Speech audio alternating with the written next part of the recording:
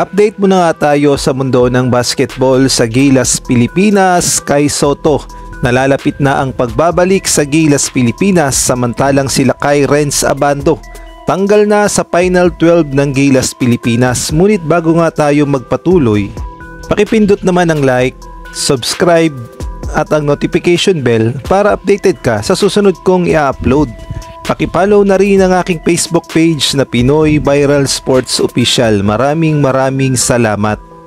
Update nga tayo kay Lakay Renz Abando. Marami kasi ang nagtatanong kung ano na nga ba ang status niya sa Gilas, Pilipinas at kung makakapaglaro ba siya sa FIBA Asia Cup at kung mapapasama sa Final 12 ni Coach Tim Cone. Well, eto nga ang sagot at ay na rin sa report.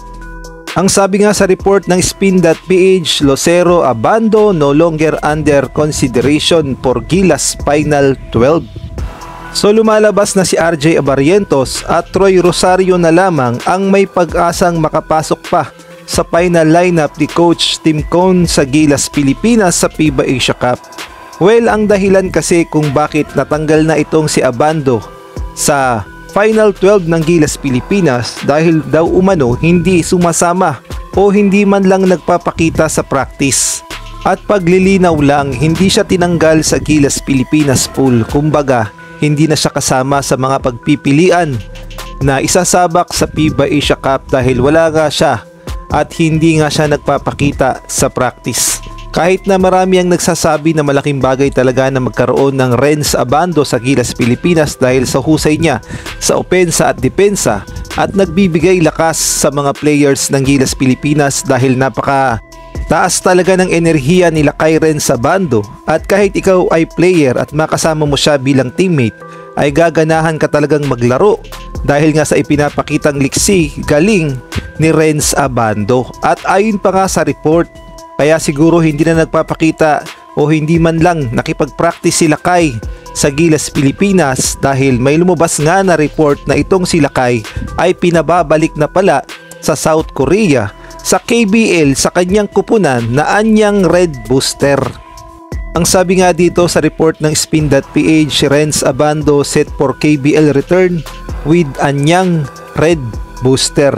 Kaya siguro hindi na sumama sila kay Renz Abando sa kampanya ng Gilas, Pilipinas sa FIBA Asia Cup at hindi na rin nagpakita sa practice dahil mas priority siguro ng kanyang kampo na asikasuhin ng kanyang pagbabalik dito sa KBL dahil unang-una ay may kontrata na naman sila kay dito sa KBL at panibagong opportunity na naman ito, kaya siguro mas inasikaso na lamang ni Lakay at ng kanyang kampo ang pagbabalik niya sa KBL kaysa maglaro sa Gilas, Pilipinas. At kung kayo ang tatanungin, sa tingin nyo, tama ba ang naging hakbang ni Lakay at ng kanyang kampo na mas i-priority ang KBL kaysa Gilas, Pilipinas? Maaari kayong magbigay ng komento sa comment section.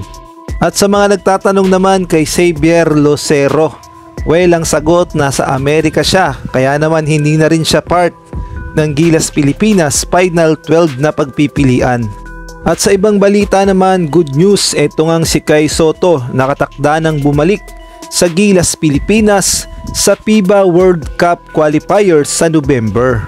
Ang sabi nga sa report ng Fast Break, Kai Sotto ay Gilas return in time for 2027 FIBA World Cup qualifiers.